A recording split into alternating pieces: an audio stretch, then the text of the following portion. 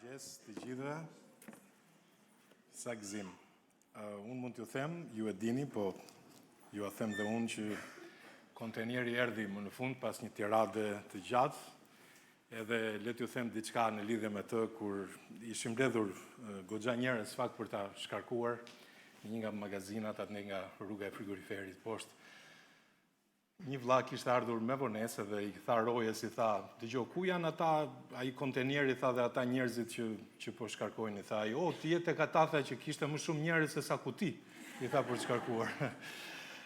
Sinqerisht shumë faleminderit gjithë juve. Burra që ndihmuat aty ishte vërtet bekim. Ishte pak punë, po një kohë rekord ishte, një orë pak që mbaruam shkarkimin e kontenjerit. Lavdi Zotit. Këtë javë do të organizohemi për shkak të magazinimit të Biblave, do t'i kemi këtë javë, do më thënë do t'i marrim këtu në Kish shumë bekim. Kështu që këtë javë do t'i kemi Biblat këtu. Xhefi iku sot në mëngjes, luteni për udhëtimin e tij, Erioni u largua dje, lutemi për ta, për familjet e tyre, Zoti t'i ruaj, t'i bekoj, sepse ka goxha punë për të bërë në hirin e tij. Sot do të vijojmë me atë që filluam javën që kaloi. Edhe me të vërtet, një nga motrat javën që kaloi më tha, po dëgjoj se kishte më shumë ai pasazhi. Dakord, në fakt, sot do të mësojmë diçka vërtet të vyer. Zakonisht ndodh për shembull që kur dëgjojmë një predikim, ngrohemi, të dielën paradite dhe ftohemi të hënën në mëngjes. Ngrohemi, ftohemi, po nuk duhet jetë kështu. Në fakt, fjala e Zotit duhet që të punojë në zemrat tona. Edhe ju kujtohet që javën që kaloi ne folëm për këtë pasazh të shkrimit, apo jo? Edhe folëm për tri beteja, për tri beteja, beteja për bashkësinë me Zotin, apo jo? Sa nevojë kemi ne të kalojmë kohë me Zotin, folëm për betejën për fjalën e Perëndis, edhe së treti betejën për ecjen, për të ecur me Zotin. Le ta lexojmë këtë pasazh që pam javën që kaloi, dhe Kalebit, birit të Jefunehut, ai dha një pjesë mes bijve të Judës, sipas urdhërimit të Zotit ndaj Joshuait. Folëm pak edhe për emrin javën që kaloi, pikërisht qytetin e Arbaut, atit të Anakut, që është qyteti Hebroni. Dhe Kalebi i dëboi që aty 3 bijtë e Anakut, Sheshain, Ahimanin, e Talmain, fëmijët e Anakut. Dhe prej andej, ai u ngjit te banorët e Debirit. Dhe më parë emri i Debirit që Kirjat Sefer. Dhe Kalebi tha, atij që godet Kirjat Seferin dhe pushton, do t'i jap për bashkëshortet ti me bij Aksahën. Dhe Otnieli, biri i Kenazit, vllai i Kalebit, e pushtoi atë dhe ai dha për bashkëshortet të bijën Aksahën. Kjo është një ngjarje shumë e veçantë. Po në fakt, ky është një burr, 85 vjeçar, i cili nuk donte pension, por kishte një thirrje në të gjithë këto premtimet të Zotit, dhe thirrja e tij ishte ma jep këtë mal, apo jo, siç folëm javën që kaloi. Sot do të shohim më tepër Aksahën. Dakor, ajo është një shëmbulltyrë e kishës së Zotit interesante, por ajo do të na mësojë më shumë për bujarinë e atit, vërtet që na pret. Ju mund thoni pse ky titull, sepse ka arsye të cilat ne do t'i shohim sot me shumë vëmendje. Po, vërtet, javën që kaloi ne folëm për betejat. Edhe në qoftë se do një bekim të mirë, një bekim i mirë vjen pas betejës, shkon me betejën. Nuk, le ta them, nuk ka as betejë që ka kuptim pa bekim. Edhe kjo është rrjedha e jetës krishtere, luftojmë, pastaj korrim. Betejat më të mëdha, javën që kaloi, folëm për këto. Do të shohim bekimin më të madh. E lexojmë pasazhin që do të studiojmë sot nga libri i Joshuai, pra, që është Josueu e quanim ne, por ai është me emrin e Krishtit. Dhe ndodhi që ndërkohë që ajo erdhi, kush ajo? Po, ja ku e kemi. Tek Otnieli. Ajo e shtyu, interesant, shikoni, që ai t'i kërkonte atit të saj një fush. Interesante, mbajini mend këtë fushën këtu. Dhe ajo zbriti nga gomari i saj dhe Kalebi tha, çfarë do? Ai u përgjigj, më jep një bekim, se ti më ke dhënë një truall jugor, më jep edhe gurra ujë. Dhe ai i dha asaj gurrat e sipërme dhe gurrat e poshtme. Le të lutemi bashkë. Atë faleminderit për këtë mëngjes. Lutemi Zotin na mësosh sot se si ti jemi përpara teje, Zot. Të plotësojmë portretin e jetës krishtere që ty të pëlqen. Folu zemrave tona sot, në emrin tënd të çmuar lutem. Amen. Çfarë lloj bekimi është ky? Ajo i tha, më jep një bekim. Interesante, fjalët që përdoren në këtë pasazh dhe bekimi më i madh që merr Aksaha nuk është një shtëpi e re, nuk janë më shumë para, nuk është një karrierë e suksesshme, nuk është një shëndet i mirë, po bekimi më i madh që Aksaha merr, nëse shikoni në këtë pasazh, është fryti. Fusha që dikur e that, tani prodhon. Po të pyesja sot këtu në sallë do të thosha për shembull që, hey, cili mendon që mund të jetë bekimi më i madh që Zoti mund të t'jap ty? Ndoshta disa këtu mund të mendojnë dhe thonë, po ca para më shumë, një shëndet i mirë, një shtëpi, martesë, fëmijë, varet nga dëshira që ke. Po a do të mendoja, a do të ishte mendimi yt i parë që do të thoshe, bekimi më i madh që dua, që Zoti të më jap mua, të jetë një fryt shpirtëror? A do të ishte ky mendimi i parë? Apo nga që jemi në kish tani edhe mund ta themi? Zoti me penelin e tij na pikturon në këto dy vargje se fryti është bekimi më i madh. Pse? Pse fryti është bekimi më i madh? Edhe këtë duhet ta kuptojmë. Ju kujtohet tek Ungjilli i Gjonit, kapitulli 15 dhe vargu 8, ku thot Jezusi në fakt, në këtë përlëvdohet ati im, që ju të prodhoni, thot, shumë fryt. Kështu do të jeni dishepujt e mi, sepse fryti, shikoni pjesën e parë të vargut, përlëvdon atin. Fryti përlëvdon atin. Asgjë tjetër nuk e përlëvdon atin, aq sa fryti i një jete të dorëzuar. Po pse Zoti na ka lënë akoma këtu? Le të mendojmë diçka të thellë. Zoti do që ne ta duam apo jo? Zoti do që ne ta adhurojmë atë, është kështu? Edhe nëse ne vetë për shembull do të mendonim që po mirë janë, duhet ta adhurojmë Zotin, e duhet ta duam atë. Atëherë pse Zoti të mos na merrte aty lart më njëherë?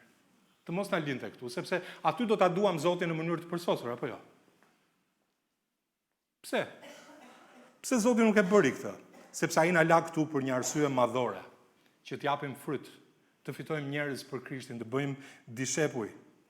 Tek Ungjilli i Gjonit, kapitulli 15 dhe vargu 16 thotë, nuk më keni zgjedhur ju mua, më thot Jezusi dishepujve. Shikoni me vëmendje këtu, thot, por ju kam zgjedhur unë ju dhe ju caktova që të shkoni dhe të sillni në jetë çfarë?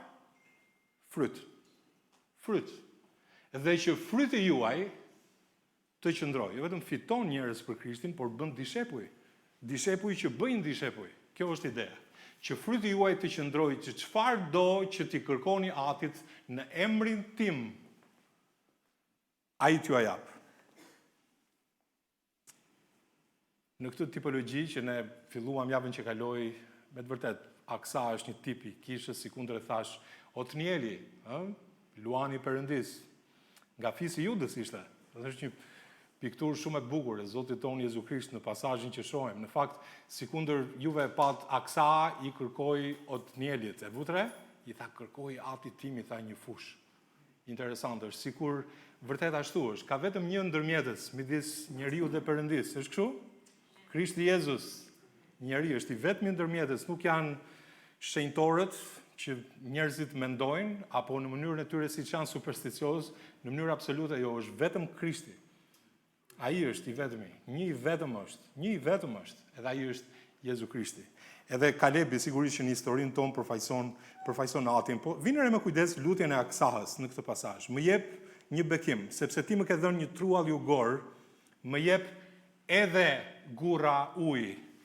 I thotë, më jep edhe gurra uji. Ta kthejmë aty tek pasazhi i parë. Ja, këtu jemi. Më jep edhe gurra uji. Pra këtë po studojmë së bashku. Aksa e kishte tashmë fushën, por kishte një problem. Fusha ishte në jug, shikoni në pasazhin ton, në tokën e thatë, truall pa ujë, tokë pa burim, vend pa fryt. Kjo është diagnoza e shumë prej nesh sot.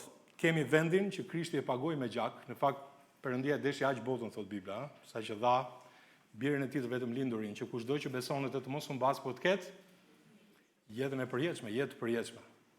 Edhe ky është bekimi i madh. Krishti derdhi gjakun e ty. Ne kemi shpëtimin. Emri ynë është në librin e jetës. Ne kemi premtimet. Bibla është plot me to, por fusha në rastin e Aksahës, për shembull, mbeti e thatë. Shikoni pak. Pa fryt, pa ujë, pa jetë. Një kopshtar i ri mëson nga ata që janë të vjetër, por nuk mund të ankohet ai, për shembull. Nëse mbjell trëndafila, për shembull, ka pak ujë edhe ato rriten në një farë mase, edhe thot po nuk po çelin, nuk po del fryti. Dakor, po duhet hapësh robinetin e ujit, që të mos ketë vetëm gjëmba, por të ketë fryt. Edhe kjo është arsyeja pse Aksa thot bujaria e atit të pret, ati jep. Kjo është shumë e veçantë dhe me këtë do të ndeshemi sot si pjesë të historisë. Ajo nuk po ankohet për fushën. E vini re Aksa, nuk po e kthen mbrapsht atë që ka marrë, përkundrazi ajo e kërkoi. Kërkoi një fushë. Ajo është mirënjohëse për truallin jugor. Shikoni në pasazhin këtu, por e kupton se i mungon diçka thelbësore për fryt. Ajo e di që këtë gjë ati e ka gjithashtu. Edhe këtë gjë që i duhet, ati e ka. Edhe fjala kyçe këtu është një fjala edhe. Shikoni këtë fjalën? Fjala edhe. Fjala që ndryshon gjithçka. Sepse ti më ke dhënë një truall jugor, më jep edhe gura ujë. Pa fjalën edhe, kjo mund të konsiderohet edhe si një ankesë. Hiqe fjalën dhe aty. Edhe, fjalën edhe. Më ke dhënë tokë, por më duhet ujë. Duket si mos mirënjohje, nuk e ke mbaruar atë që duhet të më japësh. Me fjalën edhe, kjo bëhet lutje besimi. Më ke dhënë tokë dhe besoj se ti mund të më japësh edhe ujin. Mirënjohje plus besim. Ndaj atit të saj. Interesante, po Aksa këtu në pamje të parë nuk duket që lyp më shumë se sa ajo lutet me besim. Patjetër lutja është ti lyp për Zotin, ti kërkosh, nuk diskutohet, por vjen re se ka më shumë se sa kaq. Edhe ne do të mësojmë sot se si të lutemi me të njëjtën frymë, si të arrijmë te ky moment. Dhe janë 3 hapa që shohim në këtë pasazh. Për ulu para atit, së dyti është emërto nevojën tënde dhe së treti prit bekime të 2 fishta. Tani pikën e parë mund ta quaj edhe kështu. Zbrit nga gomari. Yt. Shikojmë vargun 18. Dhe ndodhi që ndërkohë që ajo erdhi tek Othnieli, ajo u shtyu që ai t'i kërkonte atit të saj një fushë. Dhe ajo zbriti nga gomari i saj. Dhe Kalebi tha, çfarë do? Ky është një nga momentet më të bukura, vërtet, të Testamentit vjetër. Pa doreza e them këtë gjë. Aksaha po vjen para babait për të kërkuar diçka.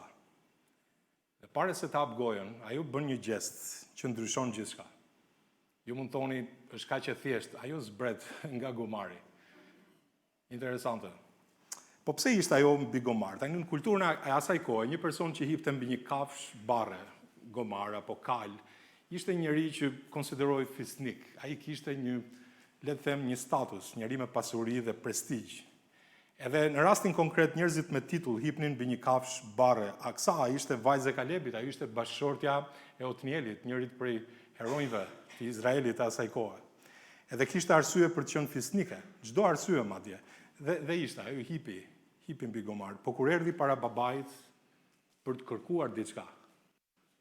Interesante. Ajo zbriti, ju mund thoni është një detaj që nuk duhet vënë re. Jo, ka shumë rëndësi. Sepse këtu është një simbolik e fortë, një pikturë e bukur që Zoti na pikturon në këtë pasazh të shkrimit.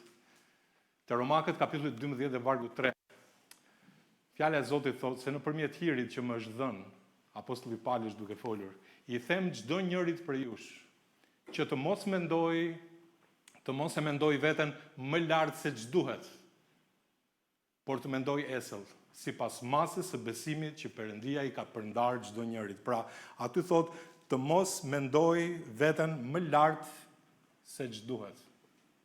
Kujdes, asnjë lutje nuk arrin tek ati, ndërsa ne jemi mbi gomar, besoj se e kuptoj metaforën, ëh? Aksa kuptoi diçka që shumë krishterë do të se kanë kuptuar. Nuk mund t'i lutesh atit, ndërsa arrin mbi gomar. Edhe kjo është simbolika e bukur. Shikoni tek Jakobi, kapitulli 4, edhe vargu 6. Por ai jep hir po ai jep më tepër hir, thot. Edhe këtë duhet ta theksoj. Ai jep më tepër hir. Prandaj ai thot, Perëndia i reziston krenarëve, por u jep hir. U jep hir të përulurve. Zoti u jep më tepër hir. Shikoni fjalën aty. Më tepër hir. Atyre që dinë më shumë. Ai jep më tepër hir, jo më tepër hir shërbëtorëve më të zellshëm, jo më tepër hir besimtarëve më të vjetër, por të përulurve, thuhet në këtë varg të shkrimit. Të përulurve. Ashtu është, ne fillojmë të rritemi në jetën e krishterë kur një njeri shpëtohet, kalon ato vitet e para duke i besuar Zotit, fillon të lexojë nga fjala e tij, vjen në kishë të dielën, mërkurën, fillon të përfshihet në shërbim, mëson doktrinë pak nga pak, fjalën e Zotit, mëson vargje përmendesh dhe pa vënë re një njeri i tillë fillon të kuptojë se çfarë jemi ne në Krishtin si besimtarë. Dhe vërtet ka bekime Zoti për ne. Dhe zbulesa 1 dhe vargu 6 na ka bërë mbretër dhe priftërinj për Perëndin dhe atin e tij, atij qof lavdia dhe sundimi në jetë të jetëve. Na ka dhënë një trashëgimi të paprishme, të pandotur, që nuk venitet, e rezervuar në qiell për ju. E kemi një gjë të tillë. Na ka dhënë, jemi në vendet qiellore, thot frymërisht, na ka ngritur lart së bashku, na ka bërë të ulemi së bashku në vendet qiellore. Edhe thot te letra 2 të Korintasve, sepse atë që nuk njihte mëkat Perëndia ka bërë të jetë mëkat për ne, që ne të bëhemi drejtësia e Perëndis, ashtu siç e thot në të. Pra drejtësia e Perëndis është status. Dhe pastaj ndodh diçka e tmerrshme.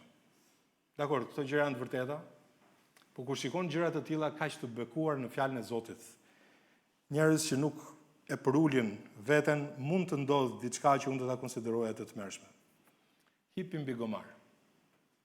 Kjo është puna. Edhe fillojmë të mendojmë, unë e di Biblën më mirë se ai. Unë jam në kishë më shumë vjet se ata. Unë e kuptoj doktrinën më mirë se ai tjetri. Unë kam kontribuar më shumë në këtë kishë se sa shumica. Unë e meritoj respektin, kam dhënë shumë për këtë kishë. Kujdes, njerëz të tillë që krenohen edhe nëse Jezusi do vinte në sallë dhe do t'i thoshte dua të të laj këmbët, do t'i thoshin jo. Nuk mund ta bësh një gjë të tillë. Ju kujtohet Pietri tek Gjoni 13? Unë di kaq shumë. Unë jam i tillë, unë jam i atill. Tani, e gjithë njohuria që kemi nga Bibla, të gjitha vitet që kemi në kishë, të gjitha, le të them, rolet që ke pasur në shërbim, ose që kemi pasur në shërbim, nëse të gjitha këto na bëjnë që të hipim mbi gomar dhe të mos zbresim më, lutjet tona nuk do të arrijnë te Ati. Duhet kemi kujdes. Shembulli më i madh i përuljes është vetë Jezu Krishti. Para se të na thrast ne që të përulemi, ai tregoi shembullin e tij. Gati ta lexojmë këtë pasazh, janë disa fjalë të reja këtu, ndryshe nga ajo çfarë kemi lexuar më përpara, por le ta shohim me vëmendje. Kjo mendje të jetë në ju, që ishte edhe në Krishtin Jezus, i cili duke qenë në formën e Perëndis, nuk e mendoi grabitje të qenët i barabartë me Perëndin. Pra, Jezusi ishte Perëndia. Amen? Është Perëndia, nuk diskutohet. Por ai nuk e çmoi grabitjet të qenit barabar, nëse unë do ta përktheja këtë me Atin, për shembull, se Ati është Perëndia. Amen? Por thjesht për të treguar funksionin e Trinis. Edhe thot, e bëri veten pa reputacion. Dhe mori mbi veten formën e një shërbëtori dhe u bë në ngjashmërinë e njerëzve, thot, dhe i gjetur në paraqitje si njeri, ai e përuli veten dhe u bë i bindur deri në vdekje, madje deri në vdekjen e kryqit. Shikoni pasazhin me vëmendje. Thot, nuk e mendoi grabitje për të qenë i barabartë me Perëndin. Do të thotë që Jezusi ato atribute dhe ato virtyte që kishte dhe hynia e tij, vini re, është e njëjtë me Atin e tij. Sepse ai është Perëndia. Ai nuk mendoi që un po ja grabis Atit hynin, virtytet e tij hynore, natyrën e tij hynore. Jo. Edhe prandaj në pasazhin që kemi këtu ne, por e bëri veten pa reputacion. Ne e dinim se ai kishte zbrazur veten e tij, apo jo, kështu e kishim lexuar?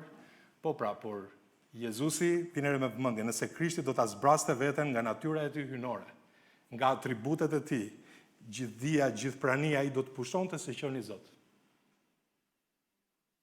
por se hoqi dorë nga lavdia e dukshme dhe mori pozitën e shërbëtorit të thjeshtë. Edhe ajo që të bën përshtypje këtu është që nuk e bëri sepse ati e detyroi, apo rrethanat ishin të tilla. Ishte një akt vullnetar i Krishtit me një mision që të vinte në një trajt njerëzore për të shpëtuar njerëzit. Amen? Dhe ky është një bekim i jashtëzakonshëm. Edhe pse thot këtu për shembull që e bëri veten pa reputacion, pavarësisht çfarë mendojnë të tjerët. Pavarësisht se çfarë. Ai hoqi dorë nga lavdia e dukshme e tij. Dhe ku e fsheu këtë lavdi? Në një trup njerëzor. Ai e fsheu këtë lavdi. Mendoni pak që nëse Krishti do të shfaqte lavdinë e tij fizikisht në tokë, njerëzit do të verboheshin. Ai e fsheu këtë lavdi në një trup njerëzor i ngjashëm me njerëzit e erdhis, por si njeri. Edhe në fakt në ngjashmërinë e njerëzve, duke u gjetur në paraqitje si njeri, e përuli vete dhe u bë i bindur deri në vdekje, madje deri në vdekje të kryqit. Krishti. Ama ta dini, nuk pushoj si qeni Perëndi. Dakor, kjo është shumë e rëndësishme, prandaj ky pasazh duhet kuptuar me shumë vëmendje. Jezu Krishti ishte Perëndia në mish. Jemi dakor, nuk pushoj si qeni Perëndi. Kjo është shumë e rëndësishme për ta kuptuar. Vërtet, hoqi dorë nga lavdia e dukshme, nuk diskutohet, sepse erdhi si një njeri, por ai është plotësisht Perëndi. 100% ju themi ne, thjesht për krijuar atë masën matematikore, domethënë njësinë matematikore në përqindje që masim diçka. Mirëpo ai ishte Perëndia në mish. Nuk ka term tjetër që mund të shprehet. Atë lavdi që ai e kishte me Atin para se të ekzistonte bota. Amen. Gjoni 17 dhe vargu 5. U bë shërbëtor, u bë njeri. Çfarë ndodh me ne? Krishti hoqi dorë nga lavdia e qiellit, ai erdhi si njëri prej nesh. Edhe ne kapemi tek krenarit tona, të vogla, meskina. Çfarë mori ai? Një emër që është mbi çdo emër. Amen. Filipianët 2 vazhdon pasazhi. Sa absurde që ne që ndjekim Krishtin, ngurojmë të lëshojmë krenarit tona të vogla, që mund t'i konsiderojmë të vogla. Unë kam një pyetje, cili është gomari yt në këtë simbolik? Le të jemi të ndershëm. Cili është gomari yt? Gomari i njohurisë? Unë di Biblën më shumë se shumë të tjerë. Gomari i shërbimit? Unë jam i pasvendësueshëm në këtë kish. Gomari i sukseseve? Unë kam dëshmuar X personave. Unë kam predikuar Y herë. Gomari i moshës? Unë jam në kish që nga viti, 2 dekada po e them, ose thuaj e vitin. Të rinjt nuk e din këtë gjë. Po unë jam i tillë. Gomari i vetë drejtësisë? Të paktën unë nuk jam si ata, unë jam besimtar i vërtet. Ata janë hipokrit, ata janë falso. Unë jam i vërtet. Një burr në një kish, mburej gjithmonë për përullësinë e tij. Është një ilustrim që kam për ju. Një ditë e pyetën: si e ke arritur kaq mirë virtytin e përullësisë? Ai u përgjigj me krenari: është vërtet shumë e vështirë, por unë jam i jashtëzakonshëm për këtë. Edhe sa po mendon se i përullur, ke i për sërish mi gomar. Këtë dua të them. 3 shembuj nga Bibla, janë më shumë në fakt, por thjesht diçka që mund t'ju them, ka dhe më shumë. Po ishte ta grambledhsi, për shembull, që rihte gjoksin, te Luka kapitulli 18, janë vargjet 11-12.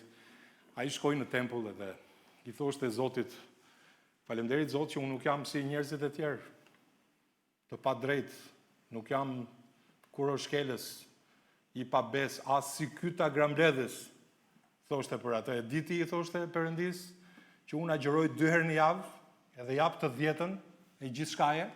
A thua ti që Zotit i kishte ikur kujtesa, se s'dua të them ndonjë fjalë tjetër. Edhe shohim nga ana tjetër ta grambledhsin, vinë re me vëmendje. Dhe ta grambledhsi duke qëndruar si largu. Nuk donte as të ngrinte syt lart drejt qiellit, por godiste gjoksin e tij duke thënë: Perëndi, ki mëshirë për mua, një mëkatar. po ju them se ky njeri zbriti në shtëpinë e vet i drejtësuar. Sa bukur, përdor dhe fjala zbritje aty, dhe jo tjetri, sepse çdo kush që e lartëson vetveten ka për t'u poshtruar, interesante, dhe ai që e përul vetveten ka për t'u lartësuar. Fariseu mbeti mbi gomar, ta gramblesi zbriti, cili u shfaqsua. Jezusi na e thot se kush u shfaqsua. Ju kujtohet djali plankprishës te Luka kapitulli 15. Historia vazhdon, këto janë vetëm pak vargje. Po ai ishte larguar nga ati i tij, kishte marrë pjesën e pasurisë që mendonte se i takonte.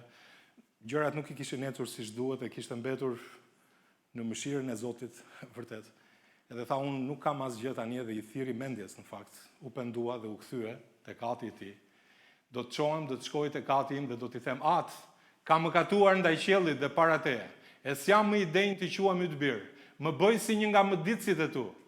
Dhe u çua dhe erdhi tek ati i tij, por kur ishte ende goxha larg, ati e pa dhe pati dhe mshuri dhe varpoi, ju hodh në qafë dhe e puthi. Ai kërkoi vetëm të ishte një mëditës, një punëtor. Historinë ne e lexojmë, nuk e kam këtu, por çfarë mori? Mori unazën, mori rrobën, mori viçin e majm, edhe u quajt bir përsëri. Mori më shumë se sa kërkoi. Shembulli tjetër është me Martën dhe Marinë, është një shembull i jashtëzakonshëm, po Maria zbriti te këmbët e Jezusit, u ul aty, duke dëgjuar. Është një shembull i jashtëzakonshëm. Modeli është shumë i qartë. Gjunjët që përulen marrin nga duart që janë gjithmonë të hapura. Duart e Zotit janë gjithmonë të hapura për ne. Dhe çfarë ndodh kur ne zbresim? Aksa zbriti nga gomari. Çfarë ndodhi pastaj? Babai i tha, çfarë do? Historinë e lexuam së bashku, çfarë do i tha, dhe vjen re Kalebi nuk e kishte pyetur Aksan pse zbriti. Po sapo ajo zbriti, babai u kthye drejt saj me një pyetje që do të ndryshonte gjithçka. Pse? Sepse përulja hap derën e bekimit. Dhe kjo është një vërtetë e shkrimeve. Mund të lexoni fjalën për ulësi, për ulje, edhe keni për të parë sa e vërtetë është. Për ulja vërtet hap derën e bekimit. Disa hapa konkret që mund t'ju jap, identifiko gomarin tënd kush është.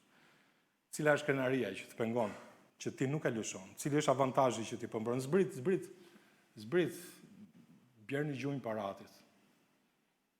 Rrëfej Zotit krenarin tënde me emër, edhe pyet e Zotit. Mos i dikto Zotit. Njerëzit që janë krenar, ata i thonë Zotit se çfarë duhet të bëj Zoti. Zot, bëj këtë, bëj atë, bëj këtë, sikur Zoti është kamarieri. Dërsa njerëzit që janë të përulur, e pyesin Zotin, çfarë dëshiron ai? Zot, çfarë dëshiron ti? Dua vullnetin tënd të bëj. Bujaria e atit të pret. Përulur para ti. Ose do ta thoshim ndryshe, zbrit nga gomari yt. Dhe së dyti, e mërto nevojën tënde. Kemi një lutje specifike këtu që ati e pranon. Shikoni në vargun 18, dhe ndodhi që ndërkohë që ajo erdhi tek Otnieli, ajo e shtyu që ai të kërkonte atit saj një fushë, ajo zbriti nga gomari i saj dhe Kalebi tha, çfarë do? Ajo u përgjigj, më jep një bekim se ti më ke dhënë një truall jugor, më jep edhe gurra ujë. Është vërtet e bukur kjo kërkesë. Dhe ai i dha asaj gurrat e sipërme dhe gurrat e poshtme. Pyetja e Kalebit, çfarë do? A nuk është e çuditshme kur e mendojmë pyetjen e Kalebit? Kalebi, si thua, e kishte rritur Aksan. E kishte ushqyer, e kishte edukuar. Edhe tani e pyet i thotë, çfarë do? Duket sikur nuk e njihte Kalebi Aksan se çfarë kërkonte ajo. Kjo ngjan me historinë e Jezusit dhe Bartimeut. Dhe ata erdhën në Jeriko, siç po dilte nga Jeriko me dishepujt e tij dhe një numër të madh njerëzish, Jezusi bashkë me dishepujt. Bartimeu i verbër, biri Timeu të rinte ulur në anë të udhkalimit duke lypur, dhe kur dëgjoi se ishte Jezusi i Nazaretit, ai filloi të bërtasë të thotë, Jezus, ti biri i Davidit, ki mëshirë për mua. Dhe shumë njerëz e urdhëruan të heshte, por ai bërtiste edhe më tepër. O ti biri i Davidit, ki mëshirë për mua. Dhe Jezusi qëndroi dhe urdhëroi që ai të thirret. Dhe ata e thrasin të verbrin, duke i thënë, merr zemër, çou, ai po thret. Dhe ai duke hedhur tej petkun e vet, u çua dhe erdhi te Jezusi. Dhe Jezusi u përgjigj dhe i tha atij, çfarë do që të bëj? Ne le ta lëm këtu. Nuk do ta lexojmë pjesën tjetër, mos e lexo. çfarë do të bëj? Në mendoni pak, Jezusi pyet një të verbër. A mund të pyetet një verbër se çfarë do të bëj? A mund të pyetet? A mund të doj një verbër veç shikimit, për shembull që të doj ushqim, të doj para, të doj mbrojtje? Në fakt, Bartimeu e mërtoi nevojen e tij më të madhe. Më të madhe. Me një fjali, që unë të marr shikimin tim. Lëri të tjerat. Kjo është nevoja më e madhe që unë kam. Për çfarë mund pyetet një verbër se çfarë Jezusi do t'i bënte atij? Edhe e dinte që Jezusi mund të jepte të parit. Dhe e dinte që kjo ishte mundësia e tij e vetme. Ai nuk do të lejonte Jezusin të mos e dëgjonte, se ndoshta ishte hera e vetme që Jezusi po kalonte në atë vend. E tha, nuk do ta lë këtë rast të ikë, dhe bërtiste.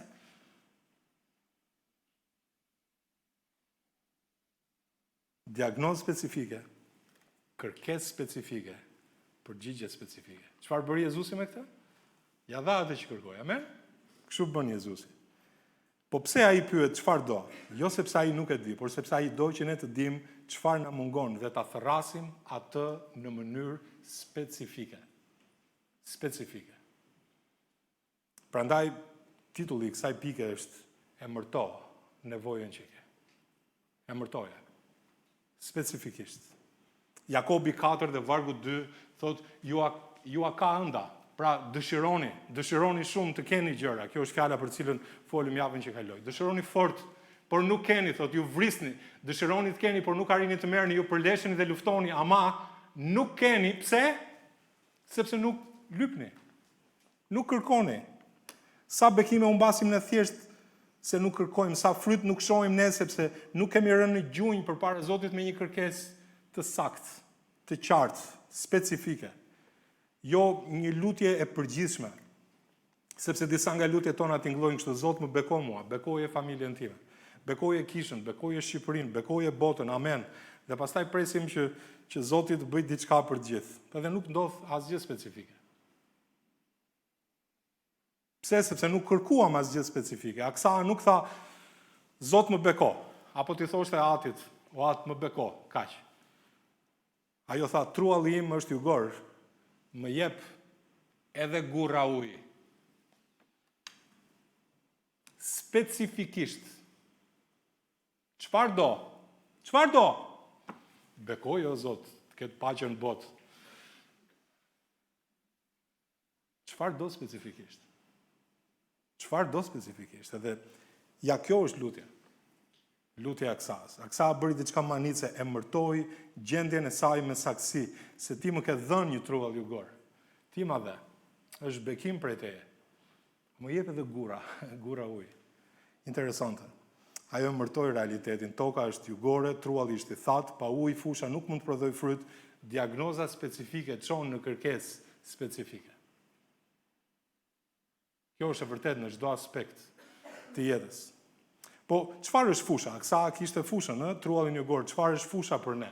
Tek shëmbulltyra e mbjellësit, ne dim shumë mirë, prandaj fjala e Zotit lidhet fort, lidhet shumë bukur, vargjet e Biblës. Për shembull, duke folur për farën, për tokën, e kemi parasysh truallin që përdoret aty nga bujku. Thot, fusha është bota, fara e mirë janë bitë e mbretërisë, po egjëra janë bitë e të likut. E kemi parasysh Mateun 13, shëmbulltyra e mbjellësit. Fusha është bota. Ja ta thot Jezusi. Ja doni tipologji, se zakonisht njerëzit thonë, po si mund t'i kuptojmë gjërat në Bibël? Zoti ta tregon ja se si mund t'i kuptosh, edhe bën një krahasim. Ja ku jemi ne, fusha është bota. Ku jemi ne? Ne sot, nuk jemi në Itali, nuk jemi në Greqi, nuk jemi në Amerikë, jemi në Tiranë. Jemi në Tiranë edhe jemi në Shqipëri, kjo është fusha jonë. Disa luten kështu edhe mbase lutesh ti. Zot do dëshiroja shumë të bëhesha misionar në Afrikë. Zot do të më pëlqente të dilja me mision, ku di unë, le ta them në Indi, se zakonisht para dëgjojnë këtu. Është mirë që ne të kemi zemër për kombe të tjera, lavdi Zotit, po para se të lutemi për Afrikën. A jemi lutur për komshin që kemi në katë dytë, për shembull? Para se të lutemi për Indinë, a jemi lutur për kolegun tonë në punë? Para se të lutemi për botën, a jemi lutur për Tiranën, fusha jonë nuk është diku tjetër, është aty ku Zoti na ka vendosur tashmë. Disa i drejton në një vend tjetër, patjetër, në mënyrë absolute, po çfarë janë gurrat e ujit? Aksa kërkoi gurra uji. Te Gjoni 7:37-39 Jezusi, duke folur në ditën e rishajave, thot në ditën e fundit, në atë ditë të madhe të festës, Jezusi qëndroi në këmbë dhe thiri duke thënë, nëse ndokush ka etje le të vite ku dhe të pi, ai që beson në mua, sikur se ka thënë shkrimi, nga barku i tij, interesante. Fjala barku këtu që është përmendur. Më parë ishte nga brendësia e tij. E keni parasysh, po shiko, se ka një mësim këtu. Nga barku i tij kanë për të vërshuar lumenj ujë të gjallë, por këta i e foli për frymën, të cilën do ta merrnin ata që do të besonin në të, sepse fryma i shenjtë nuk ishte dhënë akoma, nga që Jezusi ende nuk ishte përlëvduar. Një fjala bark që përdorë është fjalë shumë e veçantë. Dini pse? Sepse po ta studioni si fjalë, ka mësime të jashtëzakonshme. Dakor, kuptimi këtu mund të jetë brenda njeriut, nuk diskutohet. Po ne e përdorim edhe rëndom në kulturën tonë dhe këtu në Shqipëri, për shembull. Dini atë shprehjen, çfarë ka barku e nxjerr? Si?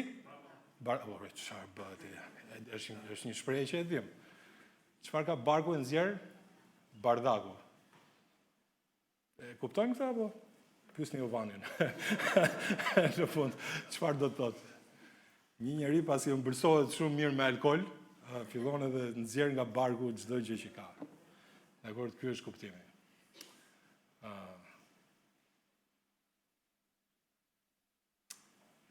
Po është shumë e veçantë si fjalë në Bibël. Edhe ka kuptime të jashtëzakonshme. Në fakt, nuk do të ndalemi këtu se përndryshe do të shmangemi nga predikimi sot, po uji i gjallë është fryma e shenjtë. Fryma i shenjtë i Zotit. Edhe kujdes, është një sqarim shumë i rëndësishëm nga ana doktrinare që duhet bëj. Mos e keq kuptoni. Kur themi se Aksa kërkoi ujin, në analogji me ne, sot pas kryqit Krishtit, ne, si thuash, nuk e marrim frymën e Zotit çdo ditë. Pse? Sepse fryma e Zotit na ka vulosur apo jo? Fryma i Perëndis na ka vulosur, ai banon brenda ne. Shikoni te Efezianët kapitulli i parë vargu 13-14, në cilin shpresuat edhe ju pasi e dëgjuat fjalën e vërtetës, ungjillin e shpëtimit tuaj. Në atë gjithashtu pasi besuat, thot ju vulosët me anë të frymës të shenjtë të premtimit, që është kapari i trashëgimisë son deri në shpengimin e zotërimit të blerë për lëvdim të lavdisë së tij, derisa Zoti na shpengoi dhe trupërisht. Ai na ka dhënë kaparin e trashëgimisë, që është fryma i tij që na ka vulosur, është brenda besimtarit. Fryma i tij në ne. Është kapar i trashëgimisë. Ai është kapari që kur Jezusi të vijë do të jemi bashkë me ta.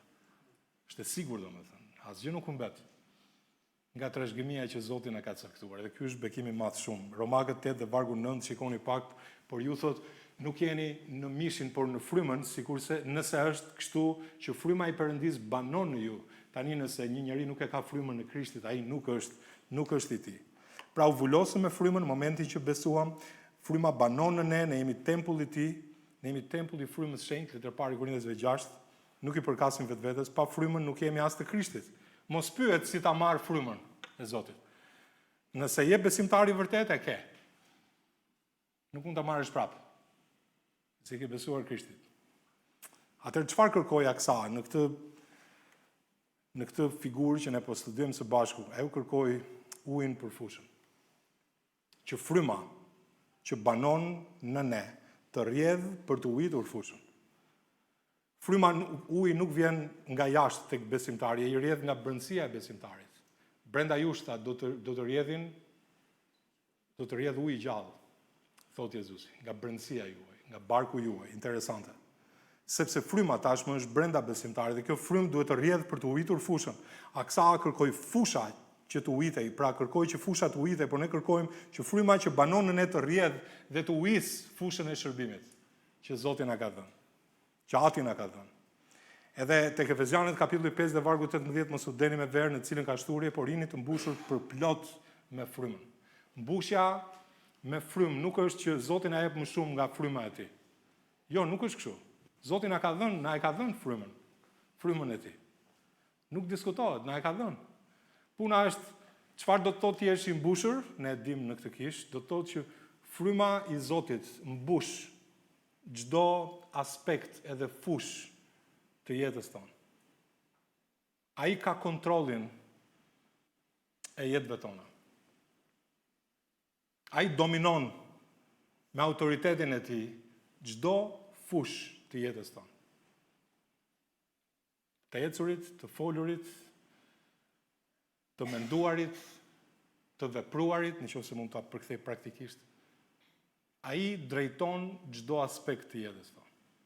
Kështu ne mbushemi me frymë. Dhe mbushja me frymë është diçka që ne duhet ta përjetojmë çdo ditë. Që ai të kontrollojë çdo ditë jetën. Ai banon në ne, po a zotron gjithçka që ne kemi dhe jemi?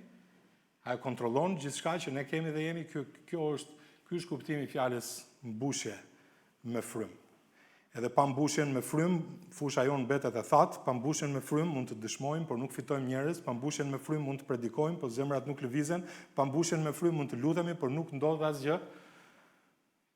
Lëre frymën e Zotit që banon brenda teje të rrjedh. Edhe ajo do ta bëj pjesën tjetër. Kam një pyetje, për të gjithë.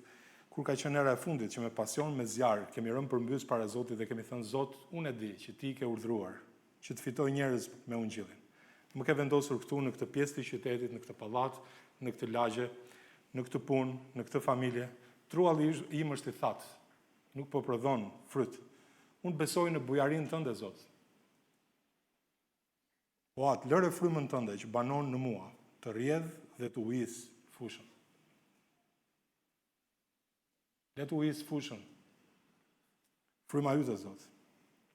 Disa nga ne nuk e kemi bërë kur një lutje të tillë. Jemi lutur për 100 gjëra të tjera, por kur nuk kemi rënë në gjunjë dhe nuk e kemi emërtuar thatësirën tonë.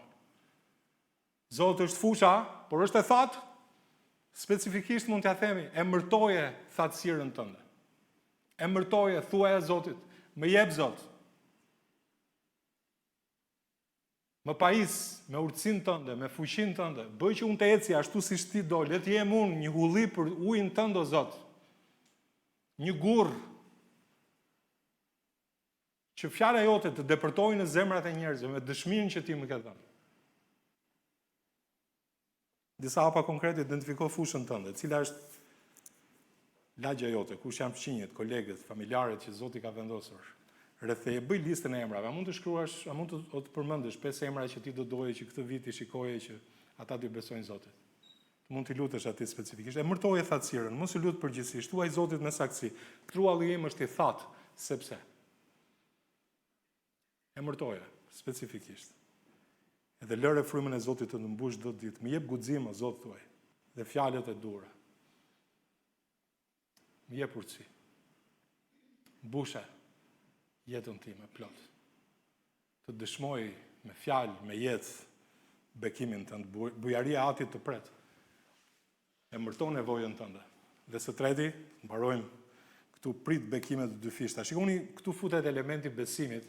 Është shumë specifike kjo gjë, në vargu 19 shikoni, ajo përgjigj më jep një bekim se ti më ke dhënë një truall jugor, më jep edhe gurra uji.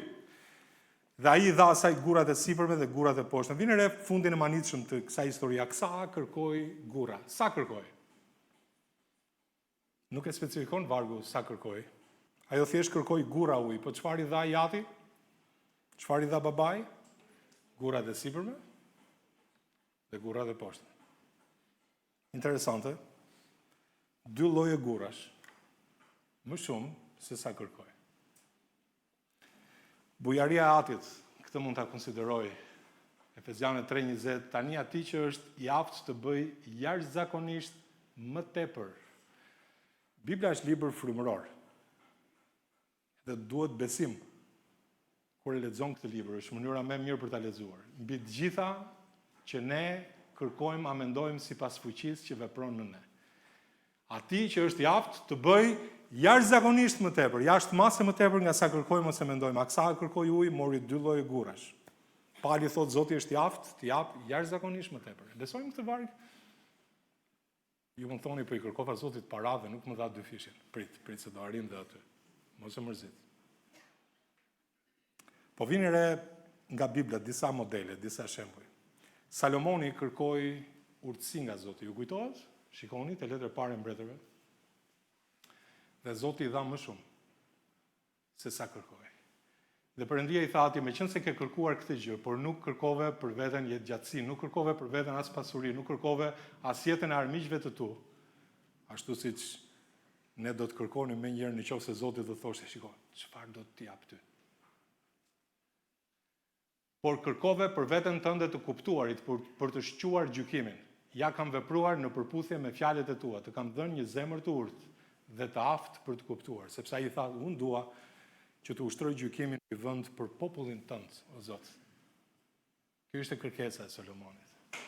Kishte urtësi që të gjykonte popullin e tij drejt ashtu siç duhej dhe thot, unë të kam dhënë një zemër të urtë dhe të aftë për të kuptuar se që para teje s'ka qenë asnjë ngjashëm me ty dhe as pas teje s'ka për të quar asnjë si ti. Të kam dhënë edhe çfarë nuk kërkove. Kjo është vërtet e fortë nga ana e Zotit. Edhe çfarë nuk kërkove, unë ta kam dhënë, pasuri, nderim, sa që s'do të ketë ndër mbretërit asnjë të ngjashëm me ty gjatë gjithë ditëve të tua.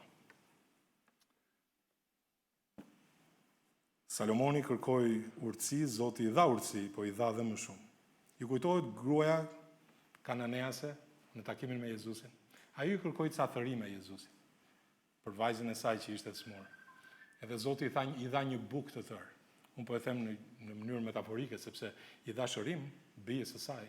Megjithëse ajo nuk ishte nga Izraeli, që shumë njerëz do ta mendonin që Krishti i plotësonte vetëm dëshirën e popullit të tij. Jo, as pak. Ajo kërkoi thërime. Krishti i dha shërim të plot bijës së saj. Ati ynë jep gjithmonë me bollëk. Ai nuk është një Zot dorë shtrënguar. Në fakt janë një mësim nga shtëpia e Atit. Kemi parë këtë gjë te Mateu 7. Cili prej jush është ai njeriu që po t'i lypi biri buk do t'i jap një gur ose po t'i lyp peshk do t'i jap një gjarpër? Nëse ju pra duke qenë të këqij dini t'u jepni dhurata të mira bijve tuaj, sa më tepër Ati juaj që është në qiell ka për të dhënë gjëra të mira atyre që lypin prej tij. Nëse një baba i papërsosur, mëkatar dhe i kufizuar di që të jap fëmijës gjëra të mira, sa më tepër një atë që është përsosmërisht i mirë, përsosmërisht i fuqishëm, përsosmërisht i pasur, një perëndi që nuk është i kursyer, sa më tepër mund t'i jap ai dhe Zoti nuk e mat dorën për të dhënë sa më pak që të jetë e mundur. Ai është një Zot që dëshiron të jap dhe pret që ne të vijmë me besim që ai të na jap me bujari. Tani para se të kaloj tek pjesa materiale e gjërave, lejoni të bëj këtë pyetje shumë të rëndësishme nga pasazhi i sotshëm. Pse gurat e sipërme dhe të poshtme? Unë jam menduar, jam lutur në lidhje me këto dy gjëra që t'i kuptojmë se si mundet t'i nxjerrim nga fjala e Perëndisë ato mësime të vyera sa u takon gurrave. Kalebi i dha dy lloj gurrash. Është një tipologji shumë e bukur në pasazhin tonë. Duhet jemi të kujdesshëm se si interpretojmë. E thamë që uji në Bibël është tipi frymës apo jo në këtë kontekst. Edhe Zoti nuk është se ne na jep frymën e tij çdo ditë. Ne si besimtarë kemi marrë, jemi vulosur nga fryma e shenjtë e Zotit. Por çfarë janë gurrat e sipërme dhe të poshtme në jetën tonë? Ato përfaqësojnë bujarinë e Atit, që na fuqizon për frutdhënie përmes frymës së tij që banon në ne. Pra, bujaria e Atit që na fuqizon për frutdhënie, gurrat e sipërme, leti ndaj kështu. Është hiri sovran nga lart. Gurrat e sipërme, hiri sovran nga lart, momentet e jashtëzakonshme kur fryma e Zotit lëviz me fuqi të madhe. Kur Zoti na zbulon disa gjëra që për ne janë të papritura. Kur ai na jep përgjigje lutjesh që ne nuk i presim. Menjëherë gjëra që janë hyjnore. Kur ai na rizgjon edhe janë vërtet gjëra të mrekullueshme që Zoti bën në mënyrë hyjnore nga lart. Po gurrat e poshtme është hiri i përditshëm nga brendësia jon. Çfarë duhet të them? Mbushja e qëndrueshme me frymë në jetën e përditshme, besnikëria ditore, është ai fryti ngadalshëm që ne mendojmë shpeshherë një jetë të dorëzuar dhe Ati ynë na jep të dyja. Disa besimtarë kërkojnë vetëm gurrat e sipërme. Vetëm ato momente të mëdha, lëvizje të jashtëzakonshme, lutje të papritura, rizgjime, përgjigje lutjesh të menjëhershme, edhe duan vetëm ato. Dhe humbin gëzimin e ecjes ditore me Atin. Të tjerë mbahen vetëm me gurrat e poshtme, me besnikrinë e qëndrueshme, dhe lavdi Zotit për këtë. Nuk i kërkojnë Atit rizgjim, fryt të papritur, lëvizje të fuqishme. Zot, bëj që dora jote të veprojë. I kërkojnë gura dhe sipërme gjithashtu. Hiri i Zotit nga lartë. Edhe aty unë do që t'i përjetojmë të dyja, sovranitetin dhe qëndrueshmërinë. Jashtëzakonshmërinë dhe besnikërinë e përditshme. Ecjen në frym. Zoti është hynor, është Perëndi i fuqishëm, nuk mund ta fusi dot në kuti, ai është i mrekullueshëm, ai mund të bëjë gjëra që ne nuk i mendojmë, nuk i imagjinojmë, sepse Zoti ka gurrat e tij të sipërme. Por njëkohësisht na ka vulosur me frymën e shenjtë të premtimit, që ne të ecim çdo ditë, të përjetojmë çdo ditë besnikërinë e Zotit, në qëndrueshmëri, dhe ne kemi nevojë për gurrat e sipërme dhe për gurrat e poshtme.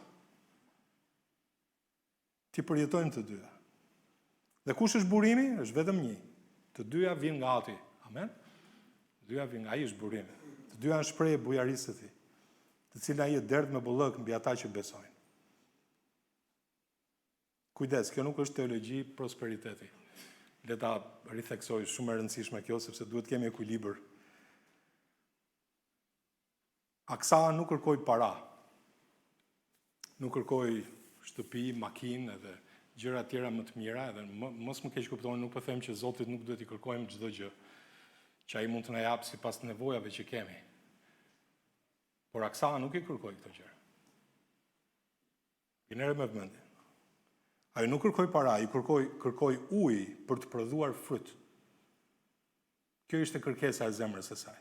Premtimi që Zoti jep jashtëmase më tepër nuk është për qëllimet tona materiale, por për qëllimet e Tij të mëdha, dhe kur kërkon ujë për të prodhuar fryt për Krishtin, Zoti jep gurrat e sipërme dhe të poshtme. Sepse Zoti dua fryt për ty.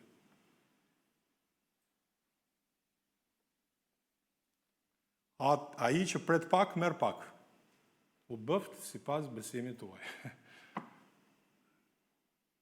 Disa nga ne nuk e shohim frytin sepse nuk e presim frytin. A presim fryt nga Zoti? Lutemi me besim të vakët. Kërkojmë me dorë gjysmë të hapur dhe mendojmë nëse Zoti do, mbase ai do të bëjë diçka. Po le ta mbyll me këtë, disa hapa konkret. Le ti lutemi Zotit me besim, jo me hezitim. Ki guximin të kërkosh gjëra që duken pamundura për fushën që Zoti të ka dhënë. Je në një fushë ku Zoti të ka mbjell, kërkoj aty disa gjëra që ti konsideron të pamundura. Dhe prit. E ke kërkuar? Mos e krahaso veten me të tjerët, së dyti. Disa marrin gurrat sipërme, ti mund t'i marrësh gurrat poshtme, Zoti jep të dyja, mos u krahaso me të tjerët. Mos. Prit dhe shi. Pas lutjes, hapi syt. Zoti shpesh përgjigjet në mënyra që nuk i presim. Ai nuk është i kufizuar nga imagjinata jonë. Zoti është Zot. Dhe sfundi jepi lavdi atij për gjithçka që merr. Më ke dhënë tokën jugore, i tha, ftruallin jugor. Ma ke dhënë, Zoti, jam shumë mirënjohës. I mirënjohës për atë. Më jep edhe gurrat, ujë. Fillo nga këtu çdo lutje e re. Bujaria e Atit të pret. Prit bekime të dy fishta. Po ne nuk presim bekime, shpeshherë. Le të jemi specifik. Le të kërkojmë sipas vullnetit të Atit. Jo për dëshirat tona, si thot Jakobi, ju keni ëndje, thot. Dëshironi fort, por nuk keni. Sepse kërkoni për pasionet tuaja, thot. Edhe thot se ju nuk keni sepse nuk lypni, nuk kërkoni. Janë mësimet vyra. Zot, unë jam këtu për të bërë vullnetin tënd. Për të shërbyer ty, për të jetuar për ty. Kërkoni më së pari mbretërinë e Perëndisë dhe drejtsinë e Tij, të gjitha gjërat që keni nevojë ai do të na jap. Sepse Zoti është besnik. Kë ka lënë ai? Kur të ka braktisur ai ndonjëherë? Shqetësimet tona po, besimi, ose le ta them besimi dobët, ose deri në mosbesim, që ne shqetësohemi për gjërat e jetës më shumë, duke matur Zotin me problemet.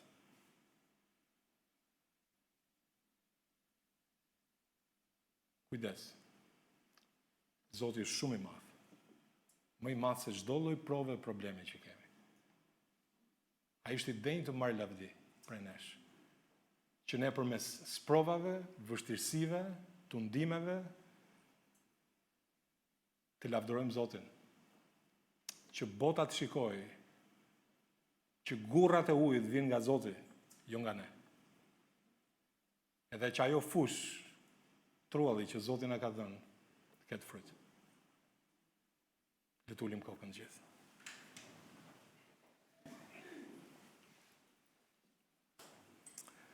Lutja që Ati e pranon.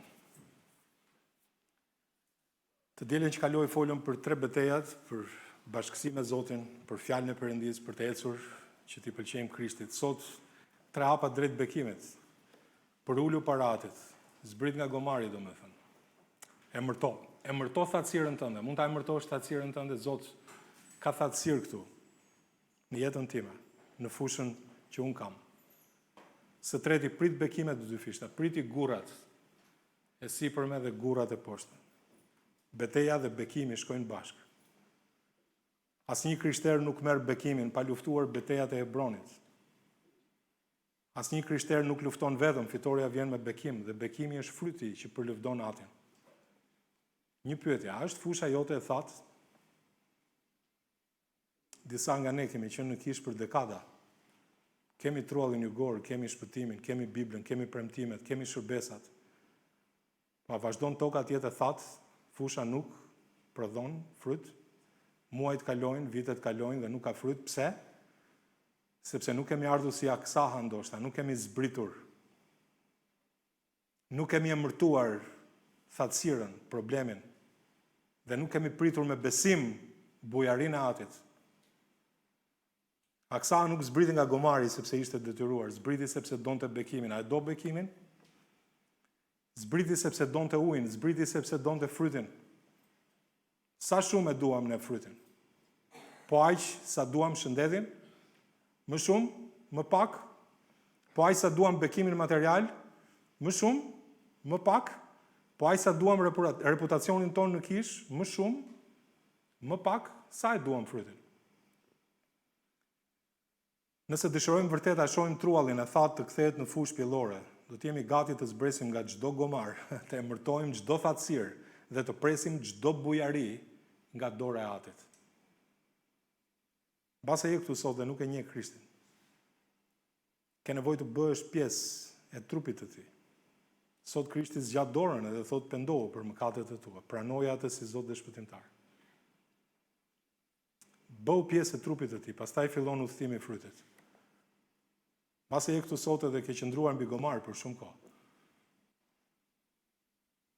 Disa e din në zemër se Zoti ju ka folur sot. E di mirë ti se cili është gomari yt. Mos e shty më, zbrit sot, zbrit tani. Ati pyet edhe thot çfarë do. Për ata që duan të luten ndryshe me një lutje të re, ndoshta nuk i ke besuar bujarisë së Atit. Je lutur për 1000 gjëra të tjera. Dhe sot, para se të dilni nga kjo sallë, lutem me një lutje të re. Atë e di që bujaria jote më pret. Jep ma frytin për lavdin tënde. Aksaha zbriti, emërtoi thatësirën, mori gurrat e sipërme dhe të poshtme. Çfarë do të bësh ti sot? Bujaria e Atit të pret. Kalebi kërkoi me besim dhe e mori malin. Aksaha kërkoi me besim dhe mori gurrat e dyfishta. Sot bujaria e Atit të pret ty. A do të besosh dhe ti? Në qoftë se Zoti të ka folur sot, a mund të thuash atij Zot, unë dua këtë gjë prej te. Lutu atij.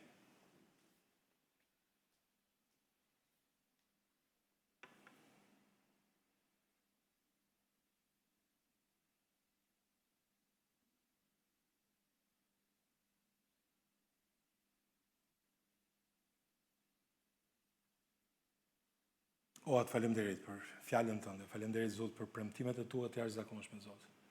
Faleminderit që ti dëshiron të njohim ty më shumë. Dhe të kërkojmë që të bekosh frytin që ti do prej nesh, Zot. Faleminderit që mund të përulemi përpara teje. Faleminderit që mund të emërtojmë specifikisht problemin ton, thatësirën ton, nevojën ton specifikisht me emër, Zot. Dhe presim me besim që bujaria jote, Zot, aktivizohet, sepse ti je besnik. Ti që ati mirë, qellor, si nuk mund të japësh bive dhe bijave të tua, atë që të kërkojnë. Faleminderit, Zot, që ti je besnik, dje, sot dhe përjet. Zot, kemi një fushë përpara, se cilit prej nesh ti ja ke dhënë, Zot. Bëj që ne të përjetojmë gurrat e sipërme dhe gurrat e poshtme atë. Bëj që fusha që ti na ke dhënë t'jap fryt. Faleminderit, Zot, që ti na ke thirrur që ne t'japim shumë fryt, sepse kështu përlëvdohesh ti. Dhe Zot, nuk ka asgjë që ty të përlëvdon më shumë, se sa kur ne fitojmë njerëz dhe bëjmë dishepuj. Për ty, Zot, dishepuj të tut, nxënës të tu. Zot, na ndihmoj që të mos humbasim fokusin. Zbresim nga krenaria jonë, të emërtojmë thatësirën tonë, dhe të kërkojmë kurrat e dy fishta, Zot. Faleminderit që ti je besnik. Lutem që jeta jonë t'jap fryt, Zot, në këtë botë të thatës, pa frymën tënde. Zot, na ndihmo, specifikisht. Faleminderit për kolegët e punës, për pjesëtarët e familjes, për njerëzit që kemi në pallat. Zot, na ndihmo që të mos rreshtim së kërkuari, që ta uisësh fushën që na ke dhënë. Zot, na jep urtësinë që buron prej teje, që të kemi fjalët e duhura, të dëshmojmë atyre që Krishti shpëton. Zot, na ndihmo, të jemi dishepuj të tu, ndjekës të tu, njerëz që jetojmë për ty, Zot, që fjala jote të rend me të shpejtë. Faleminderit për fjalën. Puno në zemrat tona, Zot, na ndrysho dhe merr lavdin që ty të takon, në emrin tënd të çmuar lutem. Amen.